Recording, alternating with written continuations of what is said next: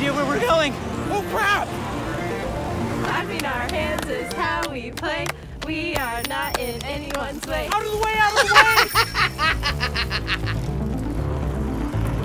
All right, go, go, go, go, go, go, go!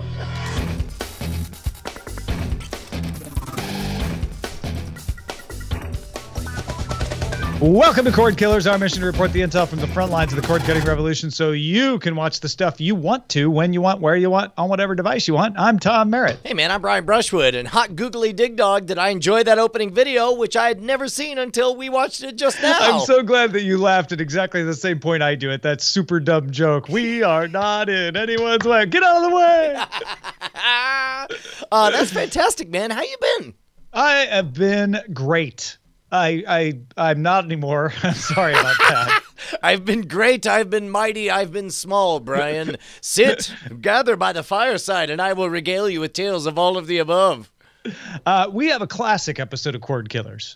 Just me and Brian. Just some solid news. Just your feedback emails. That's all we need. I mean, when how shall we begin, sir? We even have a bit of a sex scandal. But let's start with the primary target. Wait,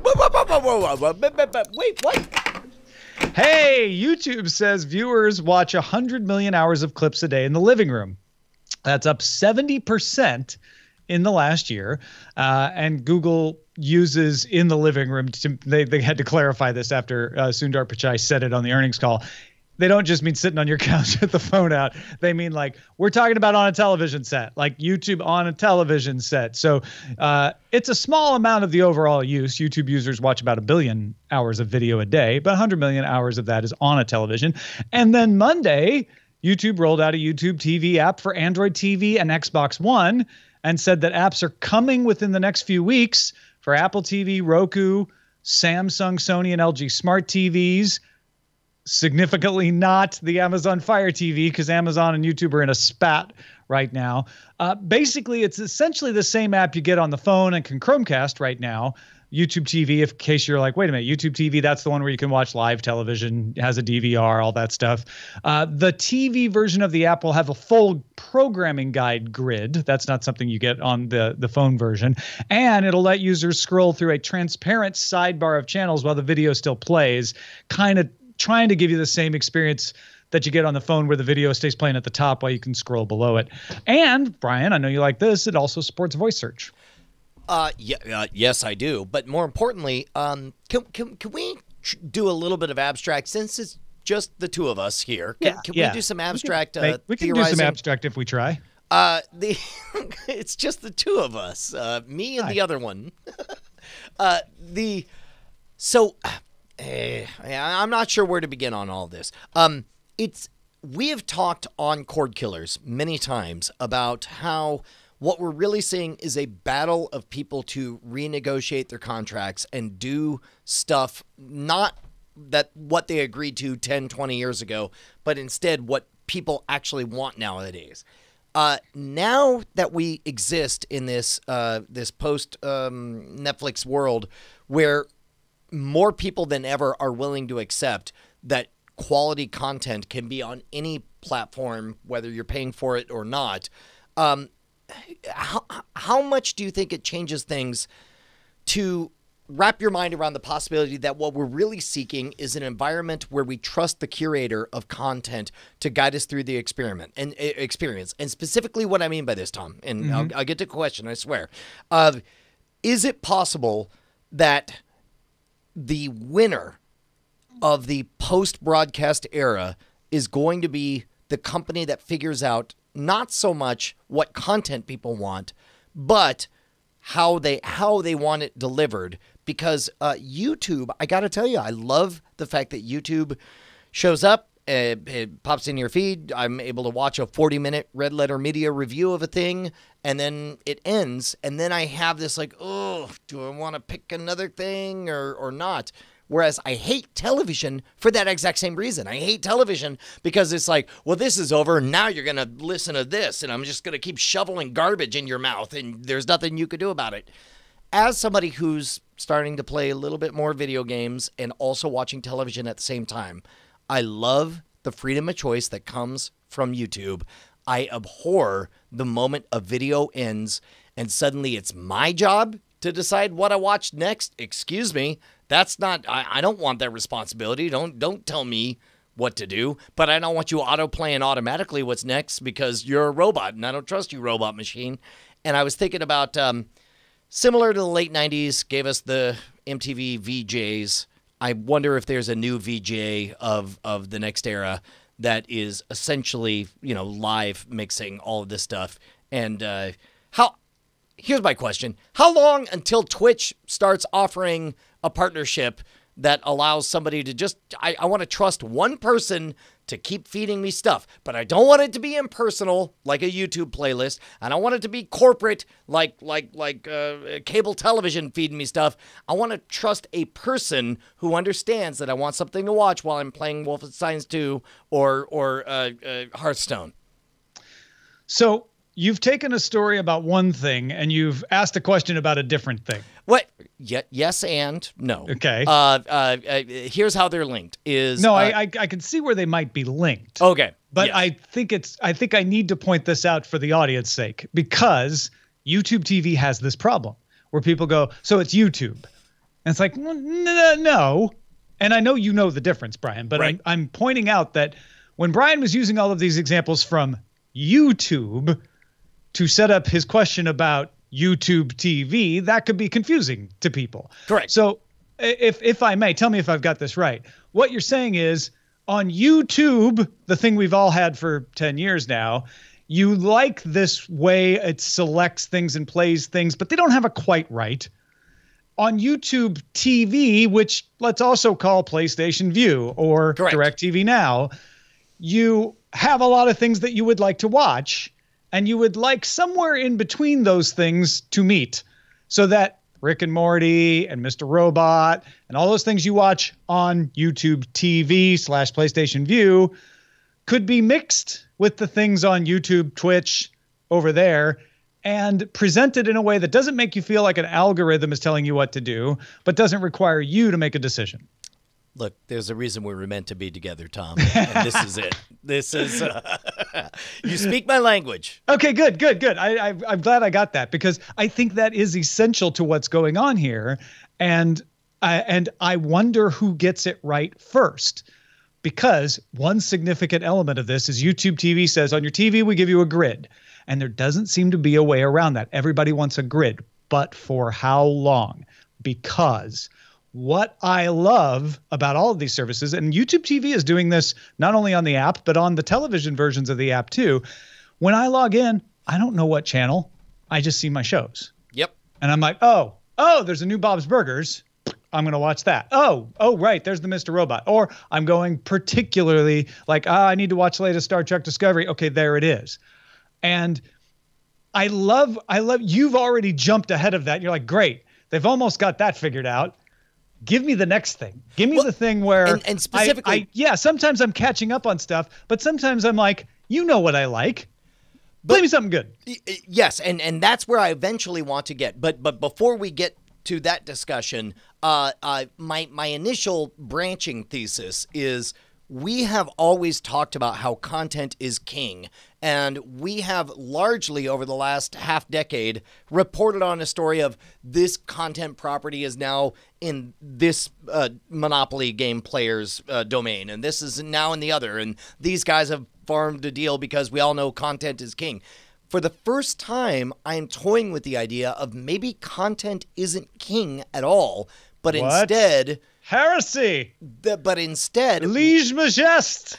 But instead, is it possible that the way you interact with the interface is king for some fundamental design reasons? Like, I'm not worried about ruining my relationship with Netflix or whatever, but there's a lot of great content on various cable networks, and it matters whether or not you watch that exact same content in a Sling TV environment or in a Hue environment or in a YouTube television environment or on actual bootlegged pirate YouTube or pirated off of the Pirate Bay on BitTorrent kind of thing. Like, your user experience is shaped by all of that stuff. And I don't think that is an aspect that we've really speculated long and hard about on this show. Yeah, because one of the problems is we still have, and we may always have, this breakdown of not everything's everywhere yet. We've left the era of you can't get everything legally online. That era is behind us now. Correct. We have sailed the ship through those stormy waters, and basically 99.9+% of everything is available legal online, including live sports. Sure. The question is, how much do you have to pay to get all the services that will give you what you want? And which boxes will you need? And I say boxes on purpose because not every box supports every service, right? You can't get Amazon on Apple TV yet. It's supposedly coming this fall, but fall is rapidly spinning away. So the ideal is like that's all just growing pains and it all shakes out, and eventually we have a few major suppliers of television programming, and they largely will compete on price and features, and we'll have a few independent platforms and they'll largely compete on features and price as well. But you should be able to just pick your device and pick your service and somehow get everything you want.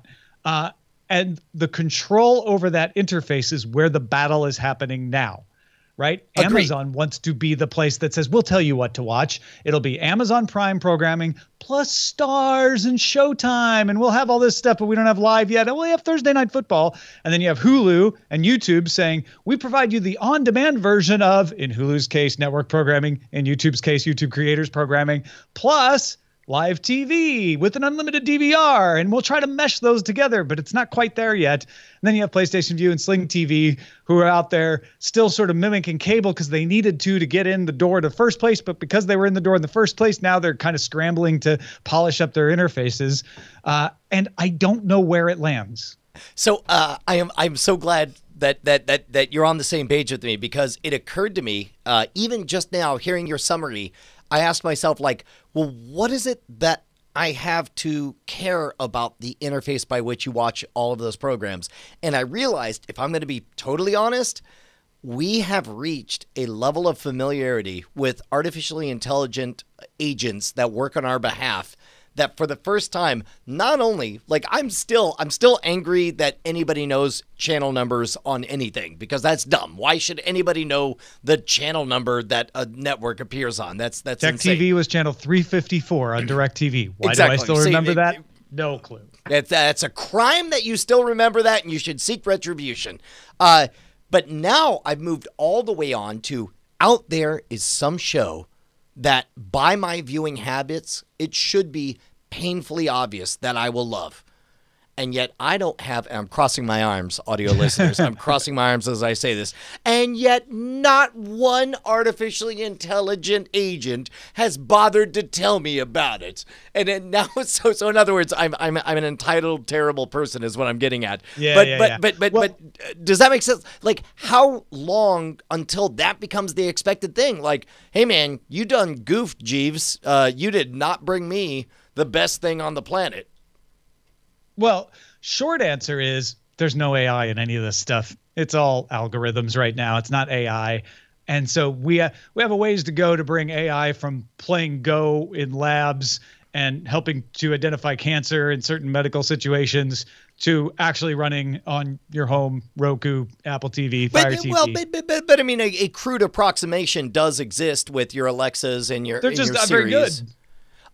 They're not, because they're good. not actually AI, because they're crude approximations. I guess that's right. They're also passive. You interface with them, not the other way around. That's true. It doesn't say, "Hey, you know what? Brian." Let's talk about like Alexa's lack of engagement. I'm a little bit upset.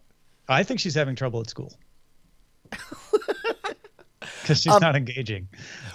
So here's my question: of the landscape right now, talking about the fundamental ways with which we interact, the different things, we've talked about who has what license and access to what content before, but through the lens of who gets the way you want to operate more, is the winner more of a YouTube thing where it's like, look, all we're going to do is we're just going to like it's a fogo de chao, like it's a Brazilian meat palace. We're just going to keep showing up, holding it in front of you. And if you don't grab it, then we're just going to keep on walking away. Or is it going to be like a View thing where it's like we're, turn on a channel and we'll keep on playing? Or is it going to be a Netflix thing where it's like, We don't acknowledge the rest of the world. Only our place is all we acknowledge. Well, and I think that is where the battle is being fought right now, and nobody's got it right. YouTube itself doesn't use its best part of YouTube on YouTube TV, at least not as well as it should, because it has YouTube stuff in there. But I want to be able to just turn on YouTube and have a customized playlist based on what it knows about me just start to play. And other times I'm going to want to pick. And other times I don't want it to automatically play, but I'd like to see a couple of suggestions that I can choose from. And I think that's the part that we don't have yet. We have little pieces of all of that, but we don't have anybody who's really cracked the interface to say, aha, here you go. This is the thing that has all the services done just the way you want it and giving you all the options so that you can either say, I'm lazy, I don't want to choose, I want minimal choice, I want all the choice. Because sometimes you're any one of those three. Can I, okay, I just made 2 more leaps, and forgive me, we're going to get a little bit into futurology here. But like, I could see a world where Siri, and very, very in the near term, Siri or Alexa pops up and says, hey, I've watched everything that you've watched. I know everything you like. I've been tracking your eye activity. This is what engages you. This is what doesn't engage you. And it says, this new thing, nobody's talking about it, but I have a 99% chance that you're going to love it based on your previous things. So I thought to that. And then the next logical leap, this is the second leap, is, well, if you go through the bother of spending millions and millions of dollars to create a narrative piece of fiction, then it seems like, what's another $300,000 to go ahead and make 5 different versions with the female protagonist? One, she's blonde. One, she's a redhead. One, she's a brunette. Now you're leaping a couple of steps down the road, right? Cool, and another version where she's more salty. Another version where she's more blank or whatever. And then just say, hey, these are all the iterations of the show. You know your customer. Just offer him up the one that corresponds most with his eye dilation or whatever. Yeah, there's obviously big questions about monetization, production schedules, actor ability, director ability that will decide how and when that happens. But it's definitely going to be tried. And that's way more interesting to me than choose your own adventure, right? Like, I don't want to choose anything. It just says, hey, we know you like these kinds of stories, so we've got this kind of story. But we know Brian likes this other kind of story a little bit more, so it's the same show, but it's that way for him, and it's this way. It's more character-driven for this person. It's more plot-driven for that person. I think that's really interesting. Let's start with a simple idea. It's fairly trivial to find out if somebody is a Coke household or a Pepsi household. And then all you have to do is say, well, we know you're a Coke household, so you'll notice everything is Coke products. And, we figured out you're a Pepsi household, so everything's Pepsi products or whatever. Like, I wonder at what point those narrative elements, objectively, it seems like you should just be able to substitute stuff out. But culturally, E.T. would be a different cultural phenomenon if it was M&M's and not Reese's Pieces, right? Mm-hmm. Yeah, no, there'd be a different flavor to it, and apologies for the pun there, but I don't mean to make the pun. It would feel different. Also, right? Reese's Pieces was a new thing that you're like, oh, I can go into the grocery store and be an E.T. because I can buy this new thing that didn't exist before E.T. but now it's real. Whereas if it was M&M's, you'd be like, oh, my world is in that movie because I know what M&M's are. Yeah. Also, I think that might be the first time I've ever heard Tom Merritt apologize for a pun. Yeah. I'm sure it's not the first time ever, but it probably is the first time you heard that. So anyway, yeah. To bring it back to the modern day, though, bottom line here is we have more competition, and any of you that were holding off on YouTube TV as an option because you're like, but I want to watch it on a Roku. Well, now you can. Yeah. No. That's super good. You know what else is good, Tom, is keeping us in business. Every Monday, we show up here to give you the latest info on how to watch what you want, when you want, on whatever damn device you please. And all we ask is that if we save you some money, or dare I say, provide a bit of value for the time you invest in it, then maybe throw us some shekels here. if we were hanging out at an airport, would you buy us a coffee? Because we'd like to have it. So why don't you head on over to Patreon? If we were sharing this knowledge and insight and thoughts with you, and you would have the impulse to say like, hey, let me buy you a drink. This is how you do it right here. We would very much. Look, here's what we've been trying to say. Tom and I are hardcore alcoholics, and we would really like you guys to buy us some drinks. Oh, sorry. Also, we like coffee. So if you don't mind. And because of that, we really need some coffee. It was a rough night last night. It was the one time, I swear it's never going to happen again. Why don't you head on over to patreon.com/Cordkillers and help support the show. Let's talk about how to watch. So last week, I felt pretty good about us, Brian, because we were on the rumor, and then the rumor became true, like right as the show came out. But TiVo did confirm the launch of the 4K BOLT VOX and Mini VOX, which both include the voice control from the remote that we talked about last week. TiVo's voice search has some context sensitivity, allowing refinements on the fly. So there's a little bit of like, show me Tom Cruise movies, show me the ones where he flies, that kind of thing. The BOLT VOX will come in 500 gigabyte and terabyte sizes with 4 tuners for over-the-air and cable. Those are $199 and $299. We didn't know any of these prices last week. And a 3 terabyte model that has 6 tuners. That one only supports cable for $499. So they're still doing this thing where they have smaller versions for over the air and one that's cable only. The Mini, which just is basically an extender for your spare rooms, that one costs $180. TiVo VOX Remote will also be sold separately for $40. So if you have an existing Bolt or a Romeo or a Mini, you can actually just pay $40 to get the remote and get the voice services. Vox products go on sale October 29th. And as of October 29th, you can go to TiVo's website and request an upgrade to your Bolt, Mini, or Romeo set-top box. That'll take you a couple hours. And get the new design, get the new interesting TiVo design. Now, you give up a little separation between recordings and on-demand offerings if you do that, but a lot of people like it. Are you still using your TiVo? I know for a hot minute you were a big fan.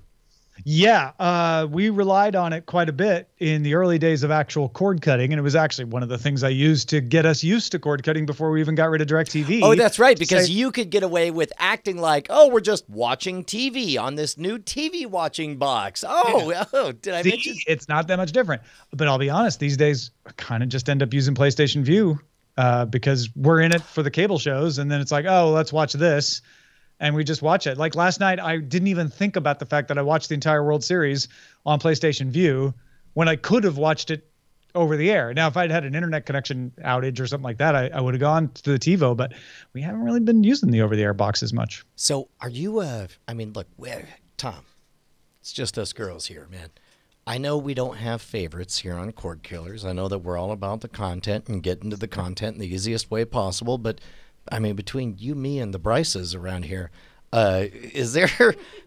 have you picked a favorite? Is it the PlayStation View? Because I think I picked a favorite. I think it's the PlayStation View. Well, here's the thing: the PlayStation View on Apple TV for me works great. I know people who say it doesn't. Veronica Belmont being one of them. She has dumped it for DirecTV Now, which I said don't do that. Wait, but I heard insane bad. And again, anybody, she's now ready to dump it for YouTube TV. Okay, just so you know. But yeah, for me, PlayStation View, it has all the channels now that Sling TV that I relied on Sling TV for. I do use Sling TV for Viacom stuff because Viacom stuff disappeared from pretty much everything else. I force myself to use Hulu TV sometimes just to do it. Same for YouTube TV. But yeah, PlayStation View, I mean, without even realizing it, it's where I've been living when I go to watch shows because all the shows we watch are there. Man, I did not mean for this to be an ongoing theme, but that goes back to just the whole like the ease of interface, right? I think interface might trump. Tell me, content versus interface. Which one wins? Content, I think, will always win if it's essential, right? Like, I need to watch Mr. Robot. You don't have Mr. Robot? Goodbye. Like, okay, not going to use you. But but like, let's assume everybody's got the essentials, and then content is more like, hey, but we also have the, Machinima Network, or we also have El Rey, which you kind of like to watch sometimes. That's way less important than interface. Once my essential content is taken over, then interface is definitely it, because I was watching PlayStation View. We just got a Roku Ultra. I cashed in some miles from United to get a free Roku Ultra 4K, and I just wanted to try it. So I'm using PlayStation View. I'm like, I forgot how bad this interface is. PlayStation View, right? Same service. I went back to watching the Apple TV because it was just better. So if I'm hearing you correctly, content used to be king, but now it's more of an archduke, possibly a viceroy. Well, it's because everybody's pretty much got all the things I want. I know. Right? Look, nobody's more upset than content. I was talking to content the other day, and he said, I used to be king. I used to be. Shut up about it. Like, I've been usurped.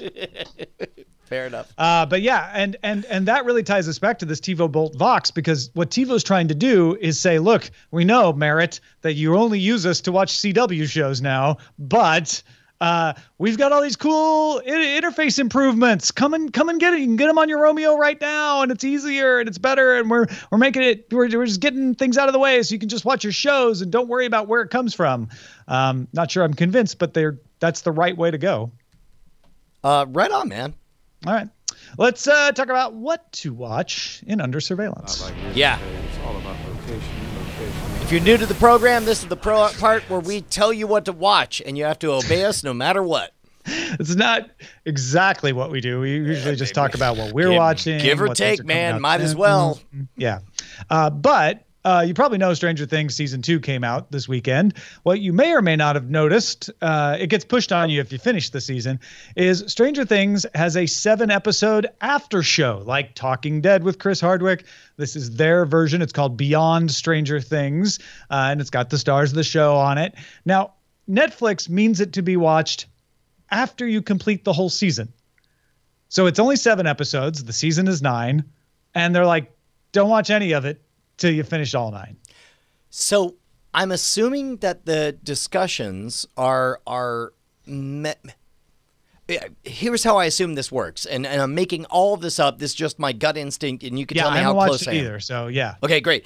I would imagine that what you do is you make it a deep dive into particular actors' experience over the entire thing, talking about their character. You and the woman who plays Max, whose name I can't remember, even though she's right in front of me, you don't get along so well on the show, but you seem like great friends in real life, that kind of thing. Oh, God, you did just unsold me on this show. I don't know. Maybe it's not that. It's not that. Here, I don't know. So everything exists as a fractal, and I'm a fan of this phenomenon because you have the show itself, which is the 1,000-yard view. You see the shape of the show, and you're like, that's the thing everybody has experienced. And then if you want to zoom in, then I do think that there's a place for, yours and mine, spoiler in time, and these after Stranger Things and so on. That's when you take a show like Stranger Things and you just want to talk about it more because you're like, what did this mean? And who is this? And, theories and theories and theories. And that's definitely going to be a part. Correct. Higher fidelity, right? Higher fidelity, deeper dive into it or whatever. Now, normally that's a chronologically based separated phenomenon. Every episode ends and you're focused on it's plot centric, which is time based. Whereas if they divided it and made it character centric, I think that'll be a fine experience. And as you and I talked about before we went live on the air, this is kind of not a new phenomenon because we already do this with books. It's not like you have a book club and you meet after every chapter and you all gather together to wonder what's going to happen in the next chapter. No, everybody. In fact, that's a real pain. True story. When we started Sword and Laser, that was our original idea for the blog and the podcast is, okay, read chapters 1 through 5 and then we'll talk about them. And we quickly realized that's stupid. People don't stop at chapter 5 if they're enjoying a book. You just wait till everybody's done with the book and then you talk about it. Exactly. So in that regards, I think that they're doing the right thing. And I don't know what the delineation is because obviously, 7, let's say, what are they, half hour or an hour long? let's say if you're making 3 to 4 hours of bonus content. So Beyond Stranger Things is like 24 to 30 minutes, and the main episodes are all about an hour. Okay, so let's call it 3 hours of bonus content. You got to delineate the episodes somehow, and if you're not going to do them chronologically or plot-based, then it seems like character or story arc, or it's like, let's do a whole episode based on the creature design. Let's all learn about the creature design for the Upside Down and so on. Yeah, so episode 6, Sadie Sink, Brett Gelman, Doc Ray Montgomery, and Linnea Bertelson share their experience creating new characters on a show with a huge fan following. So they're saying like, okay, all the new folks that let's have them on an episode. And it seems like only the final episode of Beyond Stranger Things is where they talk about the conclusion. They're talking about a particular episode because it's the last one, and that makes sense. But the rest of this looks like, we're going to talk to a few characters about how science plays into it, or how to dissect a major new development. Okay, that one seems like it's related to something in particular. But yeah. Well, regardless, I guess my point is, and we've talked about this phenomenon for quite a while on the show, but I think it can work, and I'm just really interested. I don't normally watch these kinds of shows, but I guess I have to, don't I? I'm gonna have to watch it. I'm not gonna. Yeah, all right, I'll watch it. I'll let you know. I'll be honest, like I never really watched Talking Dead, and I've watched it a few times. I've never watched the Mr. Robot after show with Nilay Patel, even though I love Nilay. He's great. I love Chris Hardwick. He's great. Like I want to talk to my friends about it. I don't get as much out of hearing other people talk about it. That's the perverse thing, is that you and I can't be those jerks who refuse to watch the other shows while hosting one of our own with spoilers. No. Like Pat Benatar refused to listen to her favorite band, The Supremes, because she didn't want to be influenced. She wanted to find her own sound. Okay, that's fine. What I'm saying, we refuse to watch Chris Hardwick because we're too enchanted by his beautiful like I said, eyes. I don't refuse to watch it. I just don't end up. I'm like, I'm too busy. I just want to watch the thing, have my own thoughts about the thing. I'm hearing some chuffs from Bryce. Are you not comfortable with that, or? No. Let's do you. Okay. I don't like watching any of those after shows, so I might give this a shot, but I'm probably not. This is the part where I'm afraid you're going to say I don't watch any of those after shows, including yours, Brian. I've mentioned multiple times I will space out during spoiler time if I haven't watched it yet. Fair enough. All right. That absolutely is fair. Netflix is not going to renew House of Cards after the current 6th season is released. 6th season just began production and is expected to be released in mid-2018. Now, on a normal spoiler in time or an episode of normal Cordkillers, we'd be like, oh, well, it had a good run. This is probably about... But this weekend, Star Trek Discovery star Anthony Rapp told BuzzFeed News that House of Cards star Kevin Spacey sexually harassed him at a party in 1986 when Rapp was 14 years old and Spacey was 26.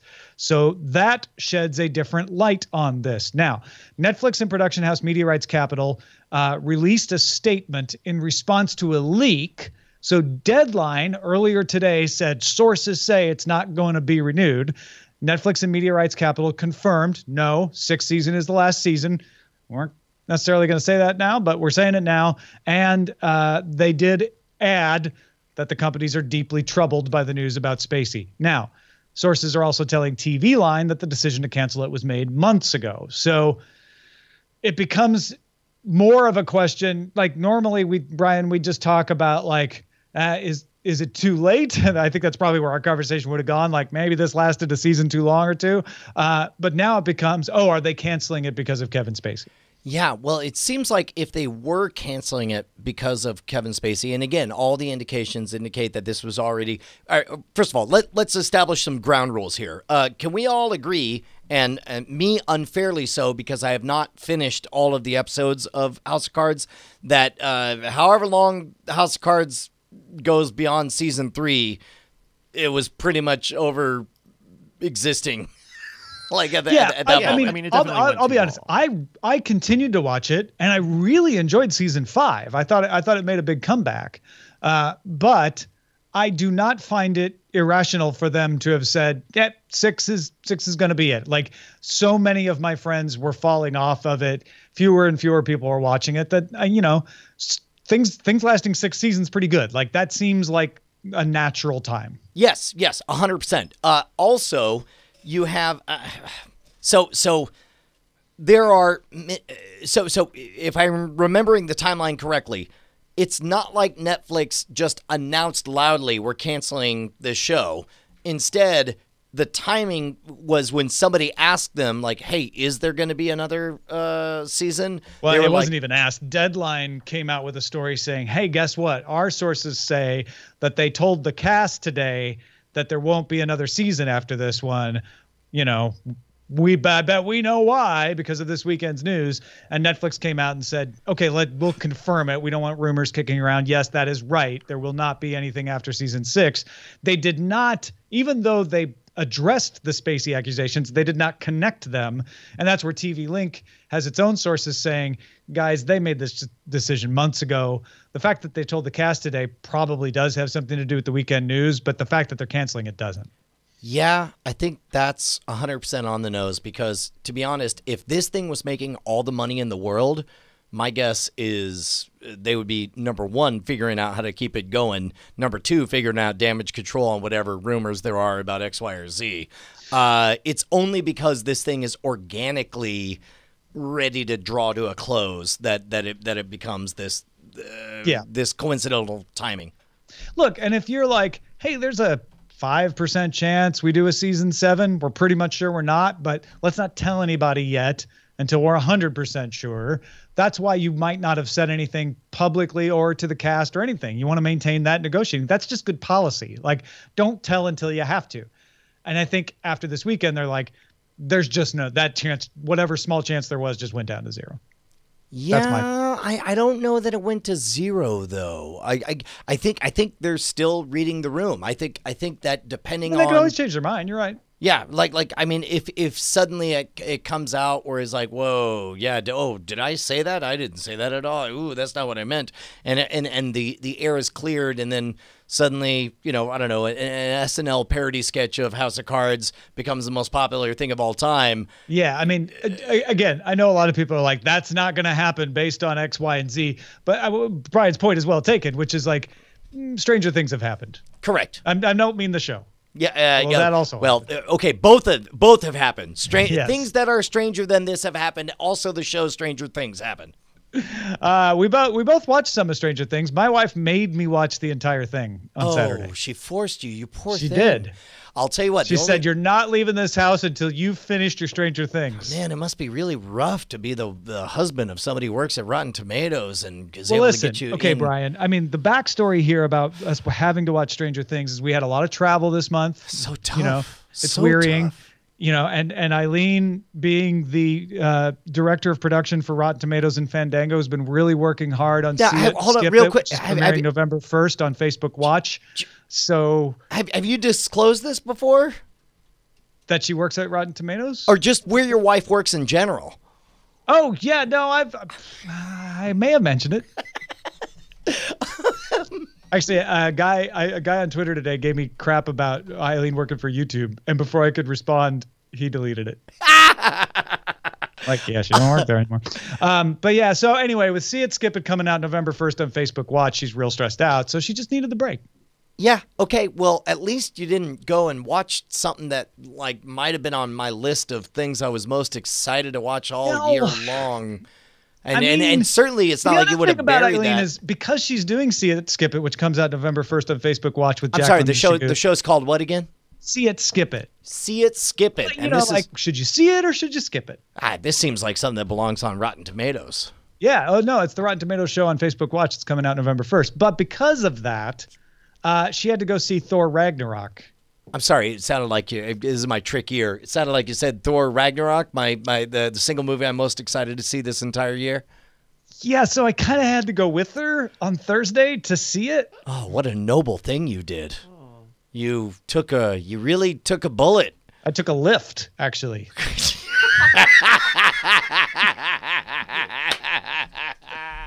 All right, spill it.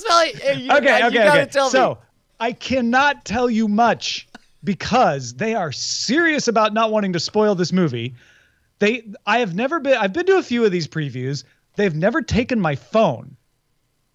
They took they checked everyone's phones before they went in. They are like, you are not spoiling this. So having seen it, I now understand, like, oh yeah, no, that would suck. So I'm going to be very careful about what I say, and I'm not going to say anything about what actually happens.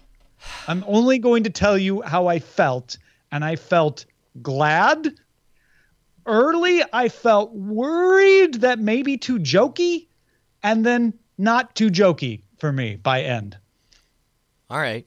So you're saying skip it. See it, skip it. You're saying skip it. I'm saying see it. Oh, If well, I wish were that was more Jacqueline clear. or Shagun, the host of See It, Skip It, coming November 1st to Facebook Watch from Rotten Tomatoes, I would say see it. Oh, and then this is where I'm sorry. This you said it real fast. Where can I go see it? You could see Thor Ragnarok in the theaters. Well, no, forget it. All right. Anyway, Gotcha. got me. You got me. Hey, so I watched the first half of Stranger Things 2. I did not see Mr. Robot this week. I tried to squeeze it in today, but got distraction. But man, I'm thrilled to hear. So Thor, you know what? Actually, here's all I care about. I don't care anything about the plot of Thor. But I do care about how does it rank in the top 10 Marvel Universe movies. For me, it was really great. Halfway through, I was thinking amazing, but it was really great. I mean, that's So it's he's got easily top 10. It's colloquial. I'd have to think hard whether it goes top 5, but it very well might. The problem is 5's getting really crowded with Doctor Strange out there and Captain America Civil War and stuff. Sure. Okay, but certainly top 10. Definitely top 10, possibly Easily top 5. top 10. Yeah. Okay. Probably top 5. Right on. Yeah, that works for me. Continue to plow through Mindhunter. I think I have 2 episodes left on that. Did you dive in on it? We talked about it last week, but I hadn't watched another episode since then. Okay. We at one point we're like, we could watch Mindhunter, and then we just kept watching Stranger Things. So Yeah, it's pretty good. Mindhunter is a weird one. And this is non-spoilery outside of to just talk about the context of everything. And I'm sure we talked about this last time, but just all of those quiet beats that don't do anything to advance the narrative of the story, but they do go a long way to enhance the relatability and the reality of the world that they're in, where it's like, you know, those moments where somebody walks out and you're just watching. I'm just watching a guy smoke a cigarette for 60 seconds. Like, on the one hand, it's like, that's dumb. Why would you subject me to this? But then on the other hand, it's like, no, this makes me really take a moment to view the world through his eyes and everything. you know what's Enjoy funny? it. I watched Casablanca last week because we're doing this thing on Current Geek called the Current Geek Film Fest, where we're going back and watching, you know, what are the top movies of all time. And the one thing I noticed, and I love Casablanca, it's my favorite movie of all time. And one thing I noticed is there is never a scene that doesn't mean something to the story. Now, it may not be advancing the narrative, like you said, but there's so many little scenes where you're just seeing like someone that's not even a main character, just dejected. And it's like just showing like this is what that time period when the Germans are winning the war and everyone's trying to escape Europe. And there's just so many of those little pieces like that you don't even really notice, but they add so much. And it sounds like that's what you're talking about. Big part of it. I will say that somebody was expressing that they loved the opening credit sequence to Mindhunter, and I'm like, no, you're dumb, and you shouldn't say that in public. It's so tedious and long to me, and I understand that there are some people who, you know, I understand that the aesthetic is about like this is the first set of recorded interviews with serial killers, and we're going to make it about the fetishization. What you said. Yeah, of the reel to reel tape recorder and all that. But having said that, it's a long, slow, pretty boring contextless thing. And you can skip it. Yeah. So, there you go. All right, let's see what Bryce has got for us on the lookout. Bryce? Hey, we got an interesting sort of foreign recommendation from Dave. He writes, I don't think you've mentioned this one before, but it is one you should try out. 2 seasons are up on Netflix right now. It is a Ukrainian production of a Russian show called Sniffer. It features an acerbic crime fighter whose superpower is an incredible sense of smell. He provides the example: a man between 25 and 35 with diabetes taking insulin stood waiting here for an hour 3 hours ago. Oh my God, I love this premise. He is aided by a police colonel who, while a bit goofy, is a steadfast friend, even though he always asks for corn on his pizza. If the first 5 minutes of the pilot don't grab you, you can pass it. A third season's been shot. It should be arriving on Netflix eventually. It isn't a great crime fighting show, but it is a whole lot of fun. That's from Dave in Waco. Yeah, that's weird. Can I? Okay. Okay, I don't let me dive too deep on this, but I actually think that the idea of smell as a superpower is fairly wonderful, because that's what literal, bloodhound, we employed dogs with the job of smelling the right tire tread from the right vehicle from whatever time. Give those jobs back to humans. No, Stop them dogs from taking our jobs. Not where I was headed, but that's fine. Wait, is this Russian? No. It's a Croatian, Russian production, right? It's Okay, a I saw the Ukrainian Cyrillic, I see. Russian production. Apparently, I saw an article about this that said the only thing Ukraine and Russia can agree on is that they like the sniffer. So 2 seasons of that are on Netflix and Amazon Prime Video, which is the free-ish Prime subscription service. So you can find both of those there. And season 3 was filmed recently, so Did you call Amazon Prime Video free-ish because you're like, I'm already paying for the ship? Because you have to subscribe to it, and it's a part of it, but I don't know that people. I'm trying to be specific. Sure. Yeah. Gotcha, well, so I guess something about the smell thing. If I was doing a taped mind reading TV special, that is the method that I would use to communicate secret stuff to me.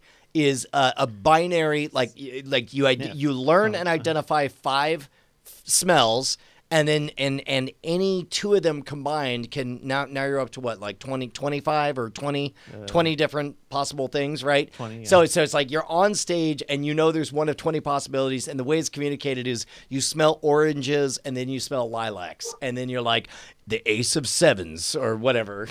Okay, budding magicians. This Interesting. is a new idea for you. Sorry. I that's all of this is neither here nor there. But I do think I'm glad to see somebody running with such a cartoonish superpower. Yeah, check out the sniffer.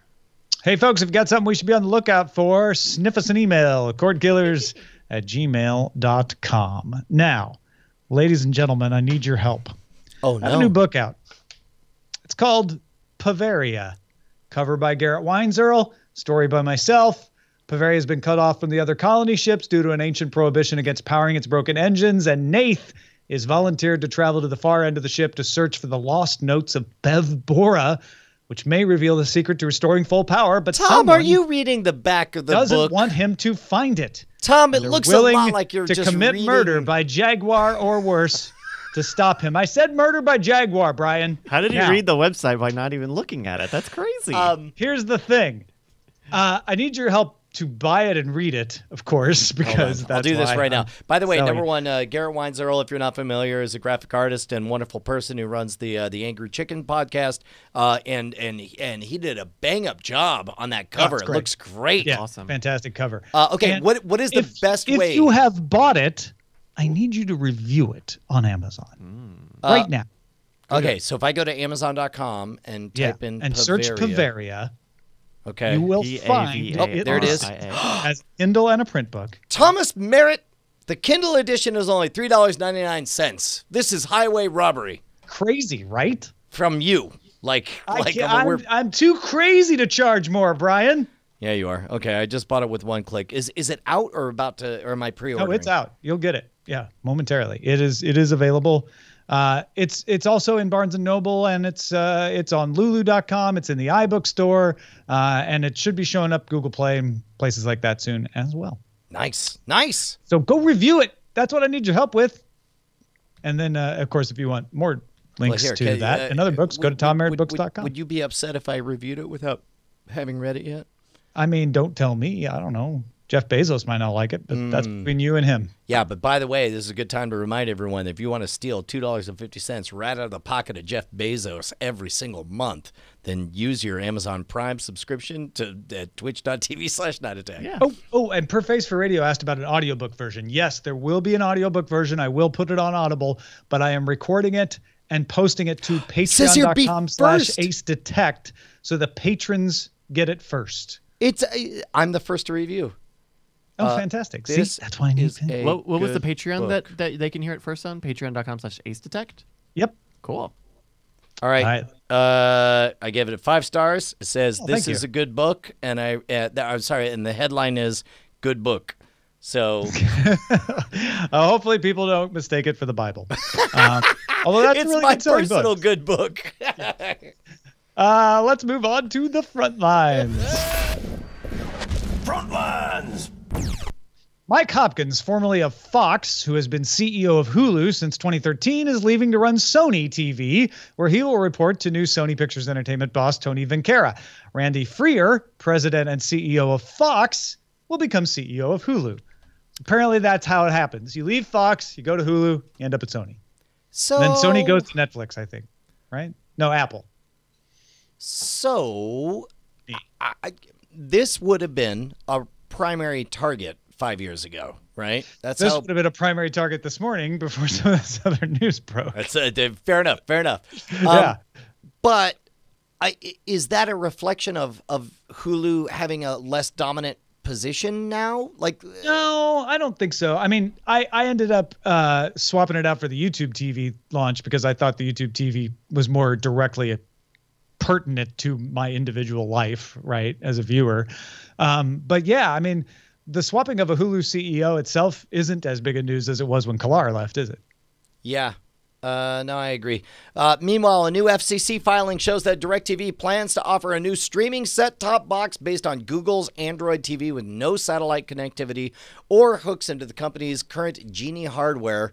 The documentation in the filing describes the box as an over-the-top streaming service box with access to the Google Play Store and Ethernet, digital audio, HDMI, and USB ports. I gotta tell you, just anything satellite-based, even for high bandwidth operations like television viewing, just doesn't seem to make a lot of sense. It seems like if you're plugged into the internet, then just get it. Well, and that's what's funny is like a lot of places looked at this story and billed it as DirecTV abandoning the satellite box, and I'm like, no, DirecTV is making an Android box, and this is exactly what Sling TV did. And you didn't say Dish was abandoning the satellite box, although probably some people did. Well, although just makes sense. And this is one of those things. You've heard me spread the good news on the gospel of proper branding. This is a side effect of when you don't brand effectively. Dish launched they did not try to pivot Dish into a non-Dish space.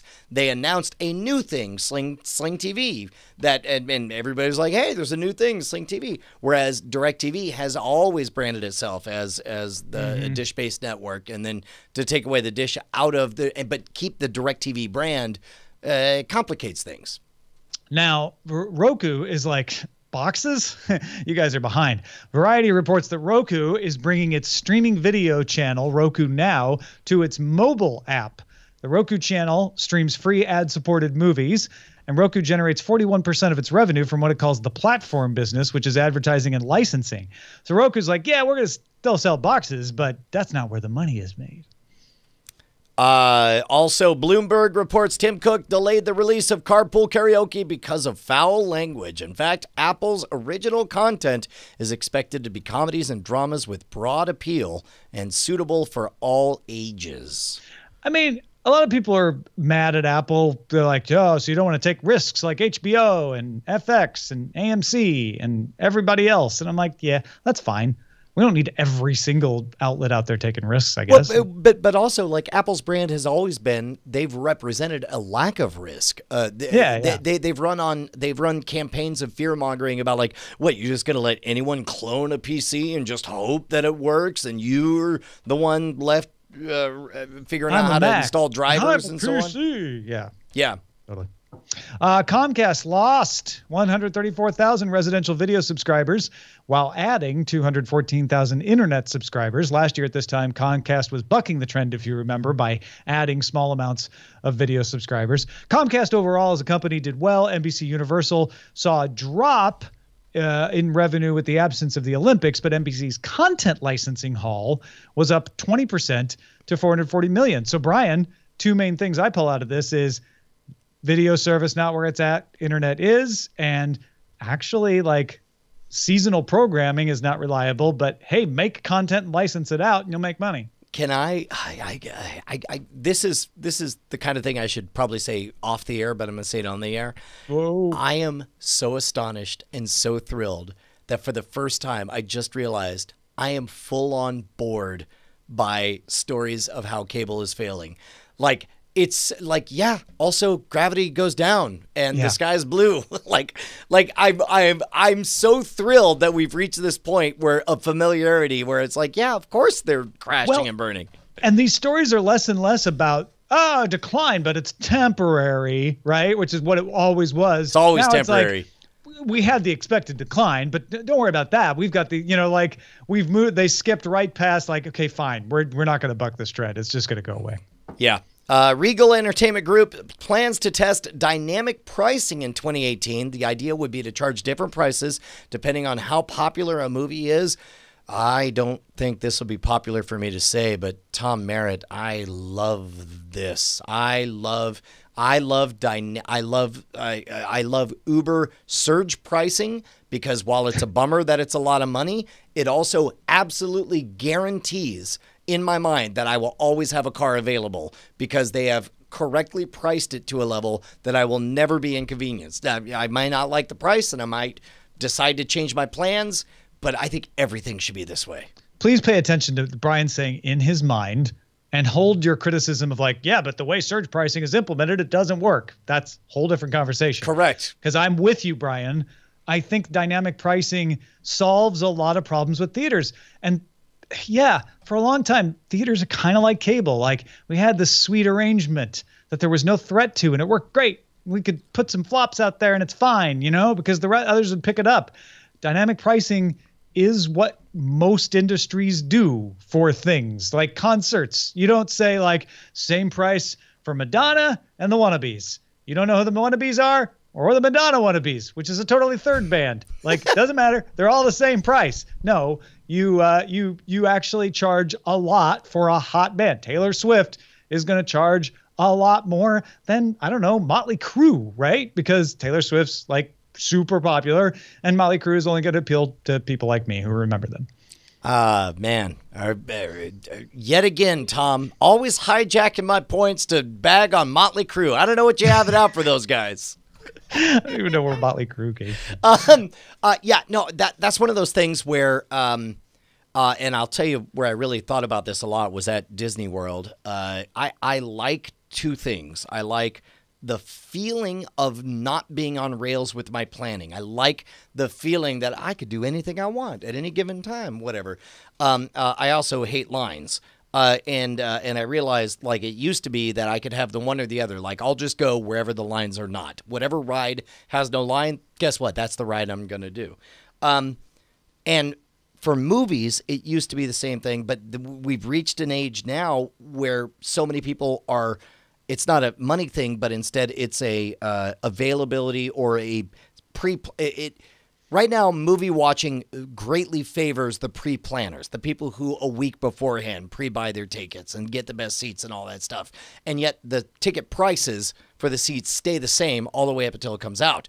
I don't think it should be that way. If you want to enjoy the luxury of feeling like you can decide at any given last minute to do whatever you want, then it seems like the trade-off, it makes sense that the price of that is that you'll have to pay more when you do it last minute. Yeah. And don't get me wrong. I personally think you can take it too far. And sometimes airlines are an example of taking it too far where you're like, I don't understand why I'm paying more in this case and not in the other case. But theaters are on the other end of that spectrum right now. Yeah. Interesting. All right, let's check out dispatches from the front. Here's Amanda.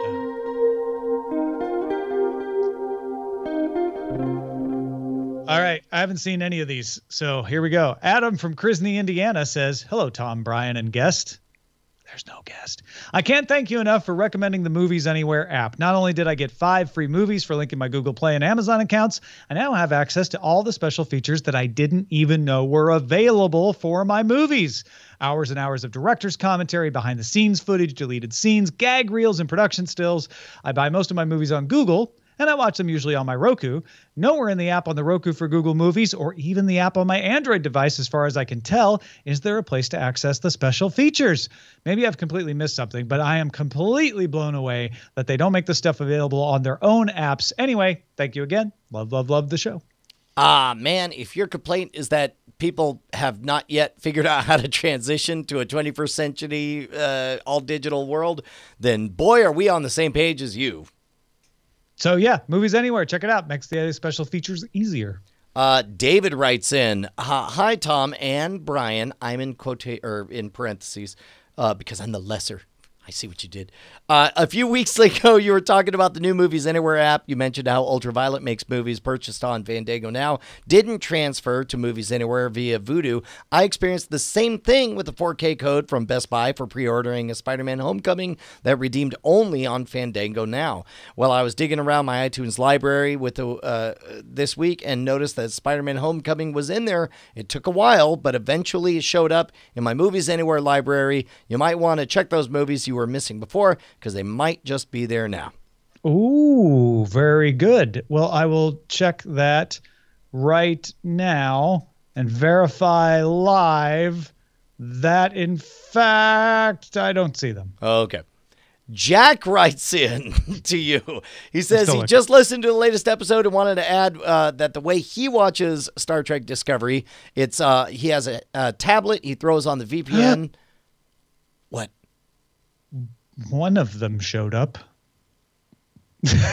from Fandango Now across. That's weird. He has a tablet. He put it on VPN to save Discovery offline and then airplane mode and watch it on his commute. I don't think CBS even gives an option for offline viewing that works it. So I guess the workaround, as I'm understanding here, is throw on a VPN, save it offline, from go into airplane so mode. he's pretending he's not in the U.S. so he can download it from Netflix to watch offline, which is a violation of Netflix's terms of service. Got him. Correct. Woo.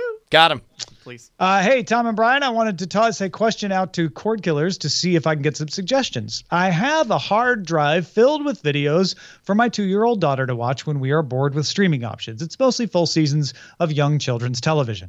I get tired of watching the same show repeatedly, but don't want to have to make decisions like which show to switch to, and I don't really want to manage a static playlist, but I don't really want the complete randomness of loading all the videos and hitting shuffle. So I was wondering if anyone knew of a way to dynamically generate a playlist based on some loosely defined time blocks, for lack of a better word at the moment, where I could maybe play 3 videos from folder A, then 2 videos from folder B.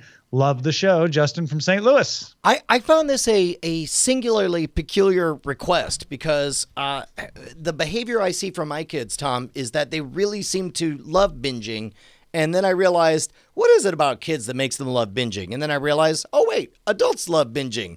And I was like, everybody loves binging. And then suddenly I got irrationally hostile to Justin's question. And I was just like, why would you not want to just binge all of them? Well, why would you stop the guy after wrote 3? in for a question. He didn't write in to be criticized, Brian. Well, this is why I'm handing it off to you, because I can't in good conscience even come up with an answer. Yeah, no, I mean, that reminds me of going on a forum and saying, hey, I'm having a problem with this on my Android phone. And people are like, why do you want to do that? Yeah. Or like, better is like that's fine. I do. So shut up and let somebody who can help me talk It's like to me. the answer to any PC problem is get a Mac. Yeah. Or vice versa.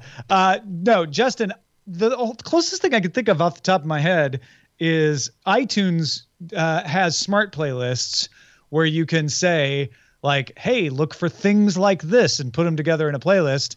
I don't know if that would actually work for you, and I don't think it has the specificity that he requests. So anybody has a solution for Justin, just email us, cordkillers@gmail.com, and put solution for Justin from St. Louis in the subject line. I think Plex has a shuffle button.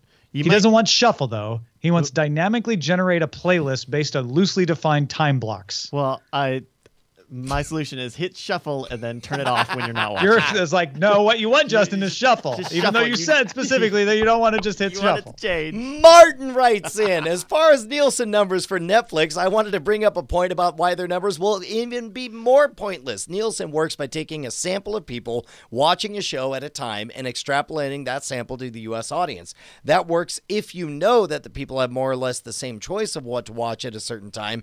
With Netflix, any show could be watched at any time, and everybody's LOLM list of movies, LOLOM, their term for the homepage, is unique and different every time you start Netflix. So not only is it different for each person, it's different for each time each person loads up Netflix. So as a result, making statistical extrapolations from a sample is pointless because you don't know what their starting seed look like. And by the way, I'm adding a bunch of words to what he wrote here. Though knowing how corporations and ad agencies work from the last 6 years working, they will probably be used as cover to prove whatever point they need at that moment. I don't doubt that at all. This is a really clever, really good point because Is it? Well, specifically, what Nielsen is claiming they are measuring is what people care about.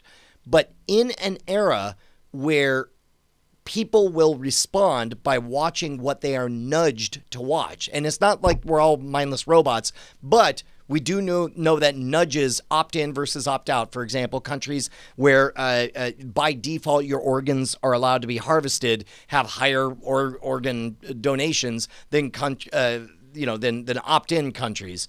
And knowing that Nielsen is only able to report the numbers of what's watched, and yet Nielsen does not have access to the seed data, like what did they see on the front page? Because they could say everybody's watching Stranger Things 2, but they can't say is that because that was the default option or because Stranger Things 2 is really, really good. Now, Netflix can say this, but Nielsen cannot.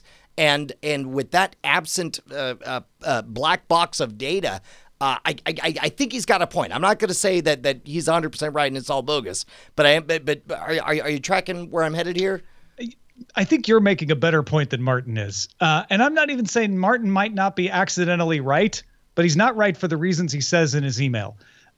What he's saying is you can't possibly do a representative sample with Netflix and come up with anything reasonable. And I'm not sure that's true. I would invite anyone who's a statistician to write in with their explanation of the limits that Nielsen will face here. But if it's true that like you can't get a representative sample because everybody gets a different Netflix interface screen is true, it kind of, to me, sounds like you're saying science is really hard because a lot of our science relies on a representative sample of people with different conditions reacting to, say, a medicine or a particular event or something like that. What Nielsen's doing sounds like science. So to me, questioning like because everybody gets a different Netflix home screen, you can't tell how many people are watching different shows based on what these numbers are saying doesn't sound right to me. Yeah. I think you can definitely construct a study that takes a representative sample and say, this seems to be what most people are going to watch on Netflix based on this representative sample. That's just good science and good statistics. Sure. Well, and plus also... Now, Martin may be right that Nielsen isn't doing it right, but that's not what he's saying. And you may be right because what you're saying is a little different. What you're saying is not because Nielsen, I mean, you're saying Nielsen is saying they can interpret these things. I don't know if that's what they're saying or not, but forget about whether or not they're saying it. You're saying Nielsen won't be able to tell much beyond this is how many people are watching. So and then they're in these demographics. Let me dial it back so I'm not saying anything. And instead, let me ask somebody out there. Obviously, we have a perfect set of data that exists in a black box at Netflix. Netflix has the actual viewer data. They know exactly how long. They probably know where eyeballs were tracking at various times and mouse cursor behavior and all that stuff. So yes, the answer exists somewhere. But my question is, what can Nielsen figure out and what will they have to make educated guesses about based on the fact of all the things that they can't know. Well, and not educated guesses, even better than that, like statistically reliable estimations. That because again, I mean, sure, any of us can write in and say, well, I think Nielsen won't be able to do it because of this, but that's not what we're asking. We're asking for people who actually know how statistical science works to say this is the obstacle they'll run into. Yeah. All right. No, I think that's a good way to put it. Hot damn. Hey, Tom. We need to book guests always because we always go long when it's just the two of us. And I know that's very counterintuitive, but that seems to be what we always do. We're only like 9 minutes over time. We're super over time. We're way over time. Thank you for joining us, guest. Our website is cordkillers.com. Our email address is cordkillers@gmail.com. We're live on diamondclub.tv Mondays at 7 p.m. Eastern, 4 p.m. Pacific, which is a slightly different time in certain time zones because some of you did daylight savings, some of you didn't, but we'll be back next week. Hey, guys. Tom and Brian here. We just wanted to say thank you to all of our $5 patrons who keep us loud, live, and independent. You guys make Cordkillers the production that it is. Your name appears in the video credits and appears in our hearts. And if you'd like to become one of them or see who they are, you can go to patreon.com/cordkillers. You'll need to do more than just go there, though. You'll have to sign up and, pledge an amount. But unless you just want to see who they are. Well, I mean, you could gawk. That's a little creepy, isn't it? If you want to be a gawker, let's go. It's up to you. Diamond Club hopes you have enjoyed this program.